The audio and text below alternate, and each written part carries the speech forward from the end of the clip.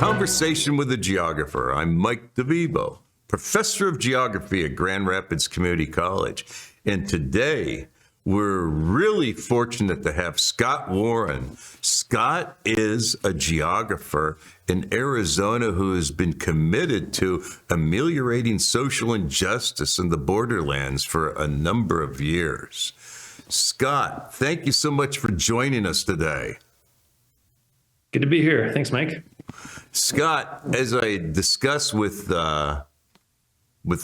many people, I'd like to get an idea about what inspired you to pursue geography as a field of study, both in your undergraduate years at, I guess, Nevada, and then your graduate studies in Bozeman, and then later at Arizona State. But before that, maybe even your childhood. Would you care to, reflect upon your background and offer some insight? Sure. I guess my path is the one that they describe as, geography found me to some degree, as opposed to I found geography. But, as a kid, I grew up between Alturas, California, and Reno, Nevada. So, kind of the northern Sierra Nevada mountains and high desert area. Very lovely area. Beautiful. Yeah, absolutely gorgeous. And so I grew up there, and, with my family, with my parents, they're always taking us camping and on road trips. And so I was already doing that kind of geographical exploration of place and really thinking a lot about place. And so when I got to started my undergrad at University of Nevada in Reno, I started out in environmental and resource sciences, and I loved that. I love this sort of environmental studies aspect of that, but it felt a little too narrowly focused. And then I took some geography courses and met the geography faculty at University of Nevada, Reno there, and found that I could do both, have the kind of environmental focus and a focus on people and place. And it really clicked for me. So that's how I kind of found my way into academic geography. And from there it went. Who there in Reno really inspired you? The first academic geographer that I talked to was Dr. Paul Stars. And so Dr. Stars was the one that I went over to the geography department, and I wanted to talk to somebody and learn more about this. He happened to be in the office and said, "Come on over, let's chat." And so I talked with Paul for quite a bit, and was convinced that I wanted to give geography a try. And then all the faculty there, which at that time when I was doing my undergrad, Paul Stars and Gary Housladen and Kate Barrett, Scott Mensing and Chris Exline, and a whole range of good folks that were there that kind of got me going. And from there, you went to work with Bill Wyckoff at Montana State? I did, yeah. So I did my undergrad at UNR, and then pursued the master's degree. And folks at UNR had great connections with Montana State, with Bill Wyckoff. And so I ended up in Bozeman, Montana, to work on my master's degree with Bill Wyckoff there. And the focus of my master's work was, didn't really know what shape it was going to be in until the end, really, of my degree there. But I ended up spending a lot of time in eastern Montana. So Bozeman is located, there in western Montana, southwestern Montana in the mountains. And I was really drawn to eastern Montana and the Great Plains and a community of Poplar, Montana, which was on the Fort Peck Native American Nation lands. And so I spent a lot of time traveling across Montana and visiting Poplar, and ended up writing my master's thesis about a historical geography of Poplar, Montana. Well, that's fascinating. And so from Montana State, you decided to go to the Phoenix area to university. That's right. Yep.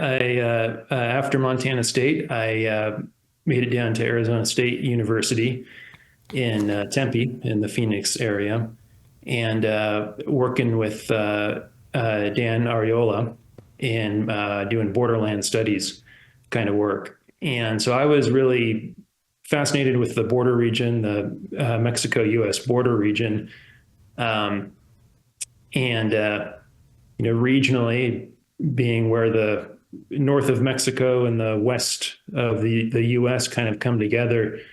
I was really fascinated with the place, and so I came to Arizona and came to work with Dr. Ariola.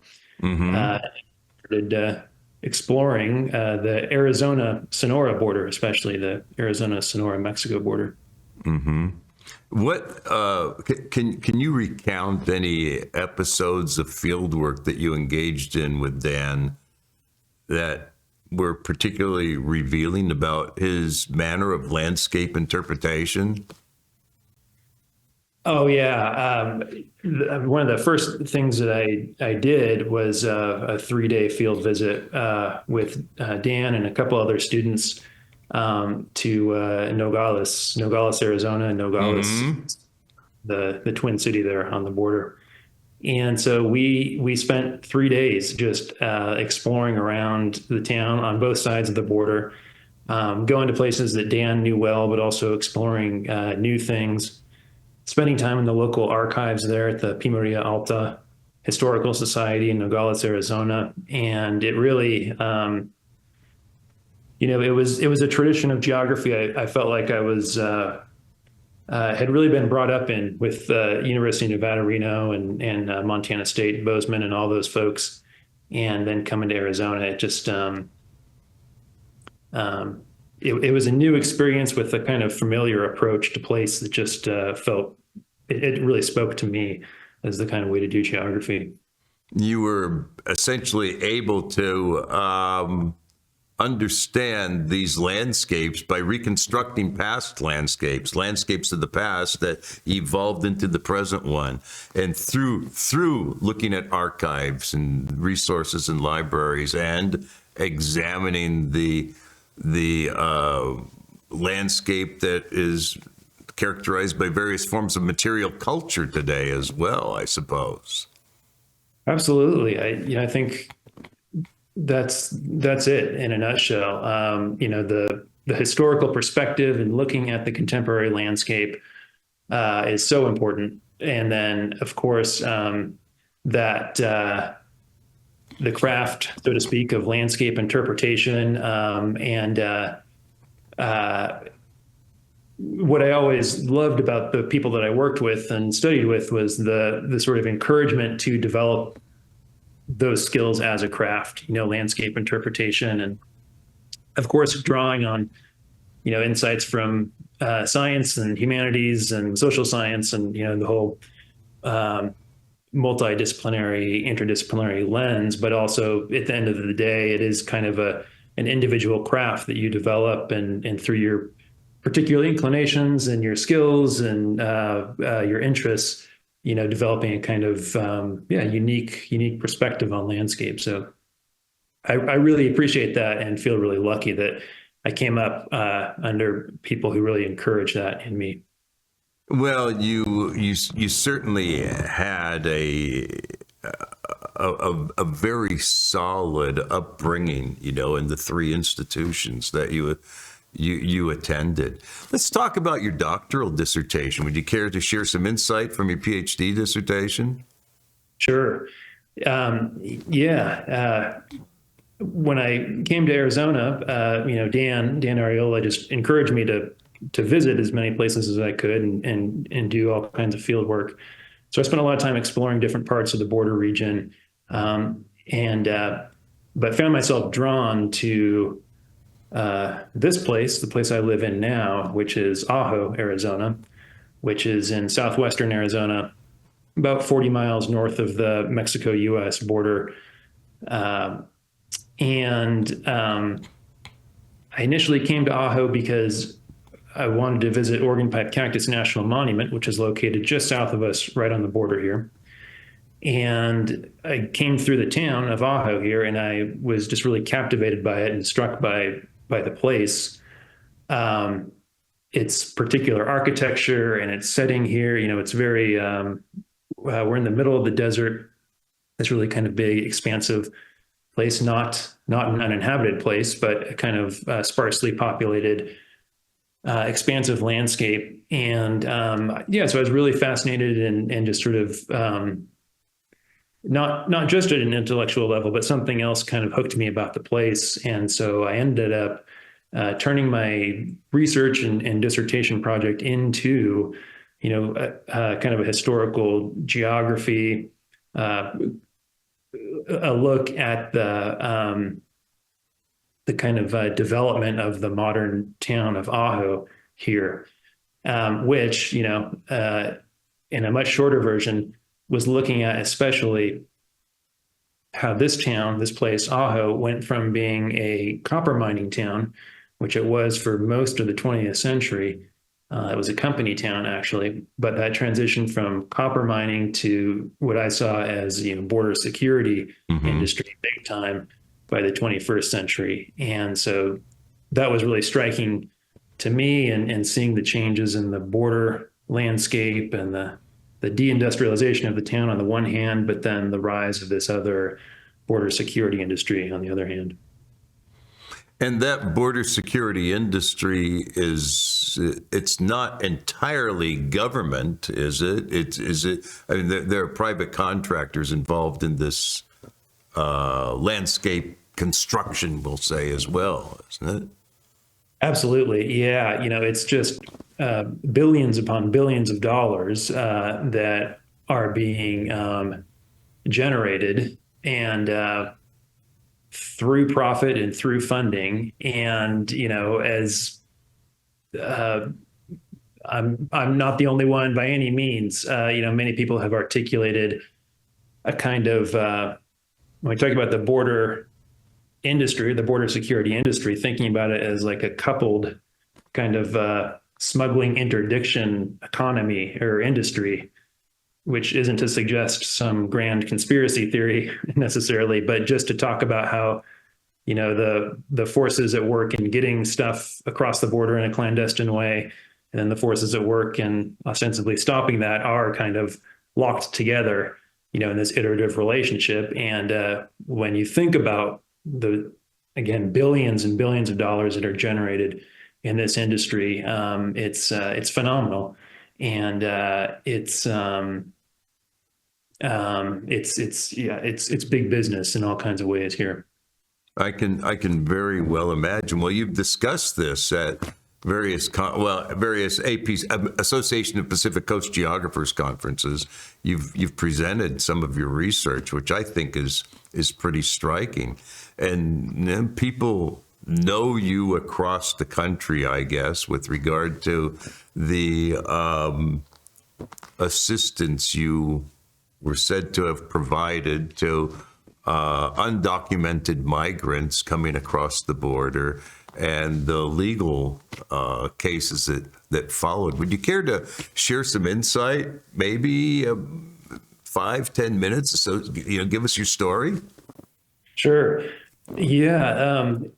Assistance that I did give to folks crossing the border here, and that is part of a wider effort of humanitarian relief that happens all along the border, but here in Arizona in particular, and also part of kind of a historical context that's way older than the 11 years that I've lived here in Ajo, or much older than any of the NGO organizations that provide humanitarian aid.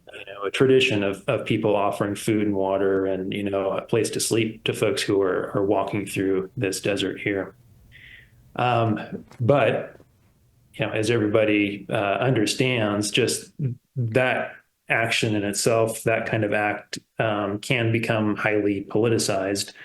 And there are plenty of folks, and there are big forces at work that would like to see for instance, giving somebody a gallon of water, would like to see that become a crime, in an explicit kind of Hmm. way. We're not there yet, thankfully. But the trial that I was involved in, and my case was essentially arguing this, and I was facing.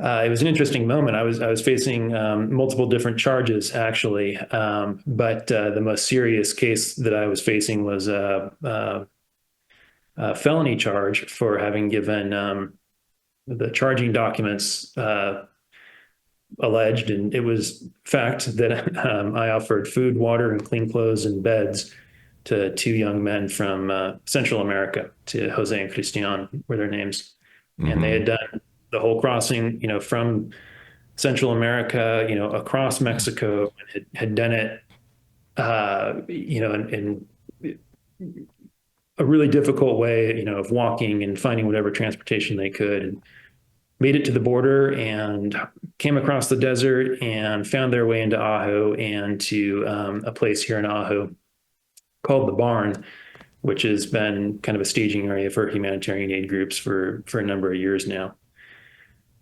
And at some point doing that, unbeknownst to us, we were being surveilled by a couple of Border Patrol agents, which is a whole story in and of itself. But at some point, they saw me and Jose and Cristian talking outside the barn, and from 200 yards away, they were able to ascertain that they were in the country without authorization, and they came and raided the barn and arrested me and Jose and Cristian. And then we entered into about 3 years of legal wranglings over that. Hmm. And those legal wranglings now over, what were the end results? The end result was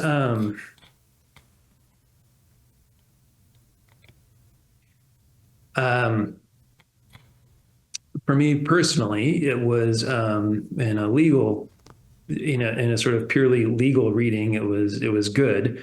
I was acquitted. Um, it took two trials. We had a mistrial, hung Hmm. jury in the first trial, but in the second trial, I was acquitted of those charges. And but what's the sort of moral or the kind of lasting impact of it?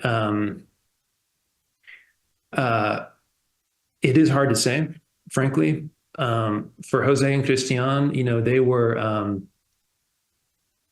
the government deposed them as witnesses against me. Ostensibly, they treated it as though it were kind of in their minds, a quote typical smuggling case, and so they were deposed as government witnesses against me, and all they were offered was a speedy deportation without any kind of criminal prosecution. Hmm. So the outcome for Jose and Cristian was, deportation back to the places that they had been fleeing from. Um, I know that the government attorneys, of course, wanted a conviction, and they wanted to send a message to humanitarian aid, and they didn't get that.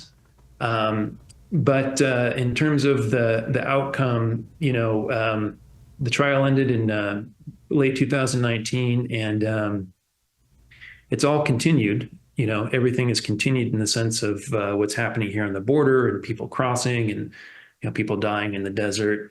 A wall has been constructed, just a really environmentally destructive wall was, constructed across much of the desert here in the 2020, early 2021 era. And so it continues, and even though we won those cases, it's good in that sense. However, by no means does it mean that there is some kind of binding legal precedent that humanitarian aid will always will for now on remain unchallenged, and we see that in the political climate of the country today, and that could happen again. Well, it certainly brings question to our values as Americans for us to engage in this kind of litigation in the first place and to levy such charges against an individual who is offering a glass of water to somebody. It's in the desert. It's unconscionable for our dear Uncle Sam to be engaging in this kind of endeavor. But that's me as a geographer, I guess, talking about it. There's still humanitarian aid given to those who are crossing, I am sure, but it certainly must be much more uncomfortable among those that you know that are doing these things. Yeah, people are still providing aid, and it is worth, I think, it is the provision of aid is not a political act, but the swirl around the provision of aid can be highly politicized, is the thing, and it is striking, at multiple scales. What I was facing in the trial was kind of this, at the scale of the U.S. Department of Justice and the Arizona attorney, having this case against me, and then. But within those institutions, there is debate about what should be happening, and the kind of pendulum swinging, from one sort of extreme of kind of enforcement and viewing, I would say, borderlands communities as a kind of with suspicion, which really came to the fore during those years when, in our case. Border Patrol agents were surveilling, residents in my town and in other places. And then, the pendulum can swing a little bit where that might not be happening. But it is highly political and, shifting with the mood of the country and sort of where people are with relation to the border and immigration. So. Sure. Do you have a pragmatic, have you considered pragmatic solutions to addressing this matter of border security, and I place that in quotes, and undocumented migrants? Any ideas that you'd like to share, given your experience, because you have a very valuable perspective that goes beyond what one might see in written scholarship? Sure. It's the big question, of course, and there's many ways to address it. Something as complicated and as deeply ingrained as this issue. And of course, one answer is that, it's not. One facet of it is that the system is not broken in a sense, like it's working particularly as it's not been designed in a conspiratorial way. That's my opinion, but just sort of how it has come to be, in that you can have both this kind of intensive security thing going on right on the border that sort of assuages some large portion of the electorate or, feeds the border industrial complex, however you want to think about that, while at the same time, people are still able to come into the U.S. and work in the various industries where people are needed. And so people are sort of getting both sides of that. But, in a more practical sense of like, well, what could happen here to improve conditions? Just halting the growth of that industry, just slowing that down would be a significant difference. And so, virtually any kind of quote unquote solution that you see almost always comes with some, building up of the security industry, additional billions in funding and additional numbers of personnel and, additional miles of wall being built or something like that. And if folks can shift and sort of see that in the way that it's sort of a coupled industry, and increases in those investments in quote unquote security do not bring, overall reductions in whatever it is that folks are trying to stop from crossing the border. So just slowing that industry down would be a significant change, and it would, I think, would be a big improvement. Mm-hmm. Well, thank you. So you engaged in both, some research and this humanitarian work for some time. You've given lectures in the local libraries, I believe, and I wonder if you could offer some insight too into your role as a geographer, providing lectures in these public forums. Many geographers choose to restrict themselves into their academic environments without engaging with local communities. Would you care to comment on what you see as the value of being able to share your experiences and your knowledge with the general public? Well, it's fascinating for me. I mean, I get to go to lots of different communities in Arizona and give these community presentations, and I've done several presentations here in Ajo, where I live, and I just love it. I mean, and it's amazing when people come and then they engage with the topic and they have something to say and something to share. And so all of these presentations, they are kind of continuing the research, so to speak. And, I keep learning more and learn about these different places. So there's tremendous value in doing it just for me as a geographer, and what I learn and sort of what I gain from that. And it is the thing that is most interesting to me as well. And for all that was really hard and overwhelming and scary about the time of the trial and those charges, it was also this incredible moment of just public education too. And even being in the courtroom and taking the stand was just it was all of my training as a geographer sort of, coming to the fore in those moments and talking about the place and the issue and what my role was in it. So for me personally, there couldn't have been a better training to have to speak to a cross section of the community in the form of jurors in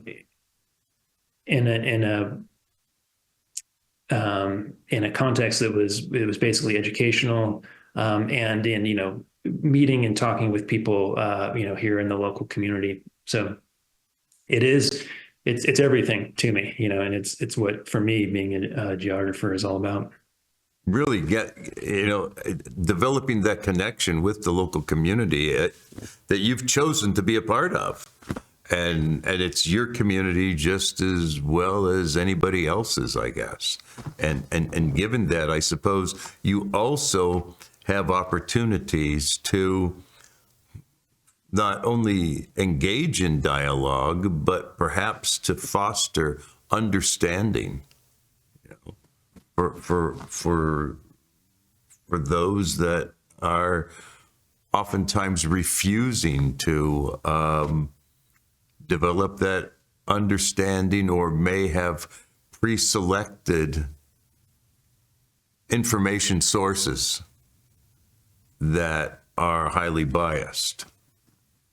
Yes, absolutely. That's the thing that I feel it's a real privilege to get to bring that to other places. I find that that's kind of a lesson I've learned from this place. There's the reciprocal learning. I've learned so much from this place, and from how people live here and how they get along together. And then that's something I find I can take when I go and do a lecture in another part of the country, far from the border, and where curiously people have oftentimes strong opinions about a place that they know little about, or and in many cases haven't visited themselves. Um, that's where I feel the real privilege of being able to bring that into a larger community and have, yeah, those kinds of conversations that you're talking about with those folks who might have real strong preconceived notions. Yeah. Hmm. And you've taught some courses at ASU. Would you care to comment on some of the feedback that students have given you with regard to, I'm sure you've shared some of these ideas and some of your experience with them. Would you care to comment on some of that feedback?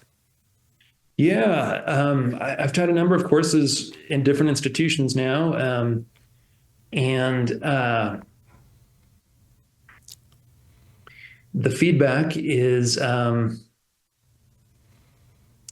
it's really, again, it's fascinating for me, in reading the work of the students, where they're coming from, and again, I learn so much about that process. I got to teach a field course at ASU for a couple of years where we brought students to Ajo and did some of the humanitarian work. And several of those students I'm still in touch with now, and they're doing their graduate work now. And it's just an incredible experience, being able to learn in that context with a small number of students and being out in the field.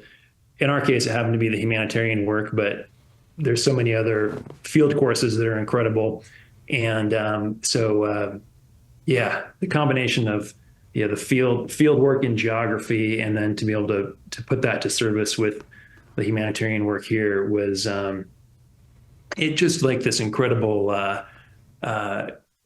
coming together in this amazing place. So yeah, such a special thing.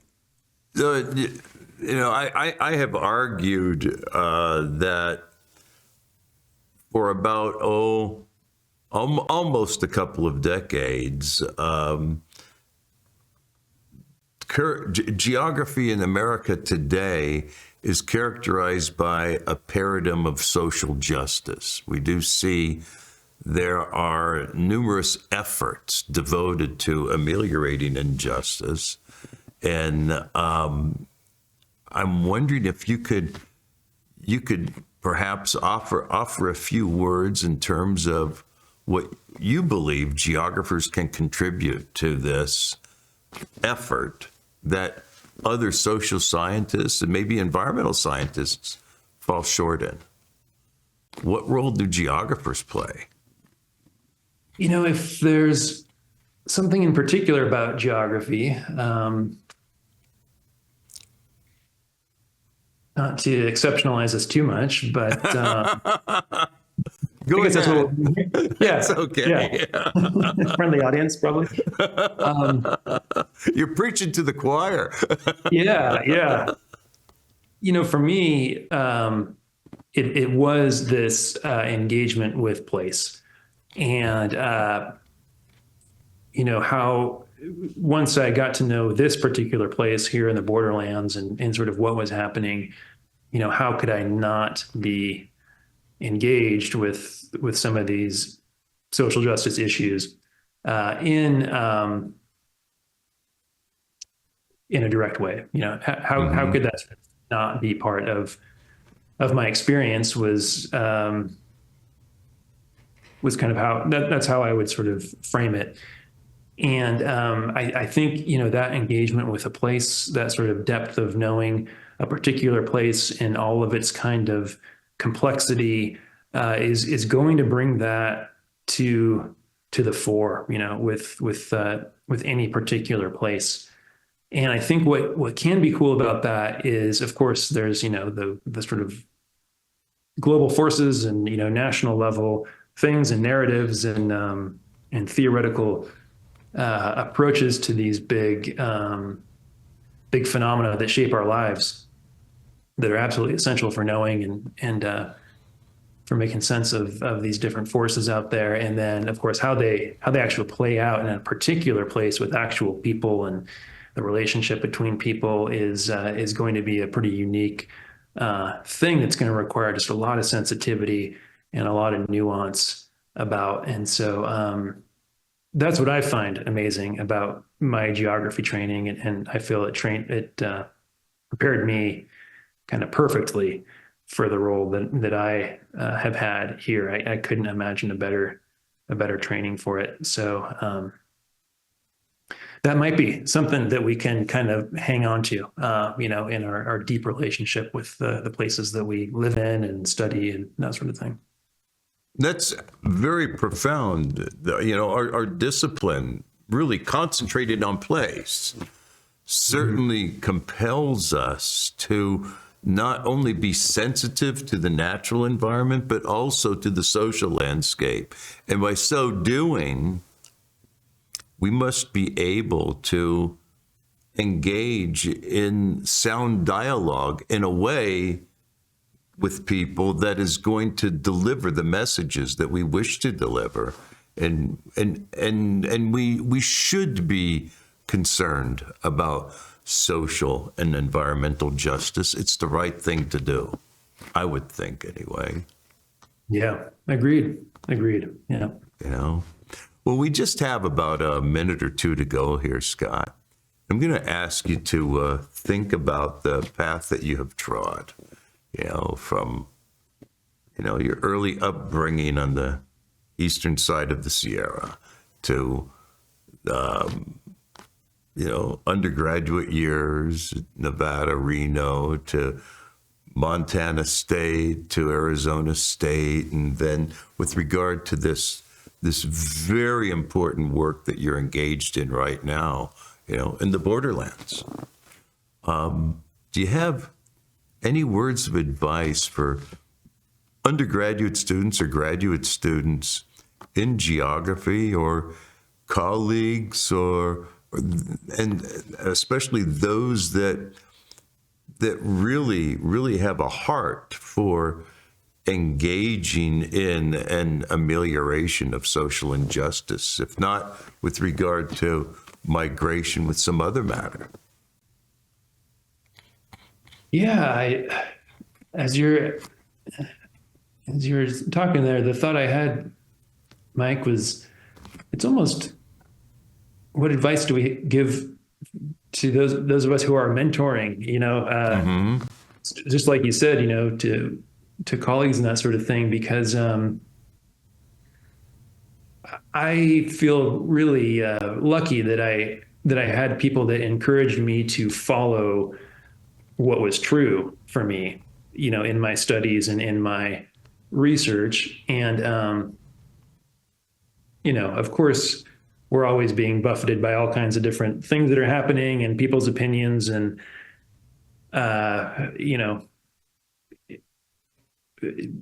funding that's available, all those kinds of things. But just to for advisors, for mentors, for chairs, to be able to really inculcate in students that sense of like, this is your project, you pursue it in the direction that makes sense and feels right. That just seems so important to me, and something that the more I think about it, because I saw so many of my, friends and colleagues who didn't necessarily have that, or they were really sort of, pushed one way or the other, I would say, by a particular trend or whatever may have been happening. And so, yeah, just the importance of it's like another class we need, along with like research methods or something, and dissertation writing and proposal writing. Something also about really kind of knowing what speaks to you and what's true to you, and where you want to go with that. So, yeah, I guess it's not a real piece of advice necessarily, but maybe there's something in there. Something that I feel really privileged to have learned and experienced, and hope that others can get that too. Well, it sounds like your practice of geography is essentially a way in which you live your life. It has become a way of life for you. And there is peace within you because you're not only fueling your passion, but you are doing what you believe you should be doing. I'll take that. Yeah. Take it and run with it. Yeah, that's a beautiful way to put it, I think. Yeah, what could be better than that? Yeah. Really. Scott, thank you so much for joining us today. My pleasure. I'm sure our viewers and our listeners are really going to appreciate this episode. Well, great. Thanks, Mike, and thanks for doing what you're doing with this whole series. It's fantastic. Well, thank you once again. And again, really, really glad that you came on to spend this time. Okay? I look forward to seeing you at another conference within the next few months. Yeah. I suspect we will. Okay. This now concludes this episode of Conversation with a Geographer. Thank you.